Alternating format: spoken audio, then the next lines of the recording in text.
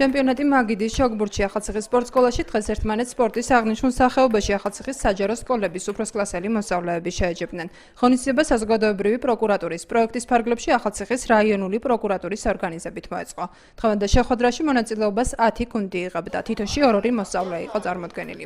თამაში დაძაბულად წარიმართა გამოვლინდა 3 საპრიზო ადგილის მფლობელიც. პირველი ადგილი ავთანდილ მიქელაძემ მეხუთე საჯარო სკოლის მოსწავლემ დაიკავა. მეორე რაზიკ გრიგორიანმა მესამე საჯარო სკოლიდან და მესამე ადგილი ამავე სკოლის მოსწავლეს ვლადიმერ გრიგორიანს ერგო. გამარჯვებულებს პროკურატურის წარმომადგენლებმა სიგელები გადასცეს. გარდა დღევანდელი ღონისძიებისა, ნოემბრის თვეში პროკურატურა ახალციხის საჯარო სკოლებში სამართლებრივ საკითხებზე მოსწავლეებისათვის ლექცია სემინარების ჩატარებას გეგმავს. საზოგადოებრივი პროკურატურის პროექტი 2006 წლიდან ხორციელდება, რომლის ფარგლებშიც დღემდე არაერთი პრევენციული ღონისძიება მოეწყო.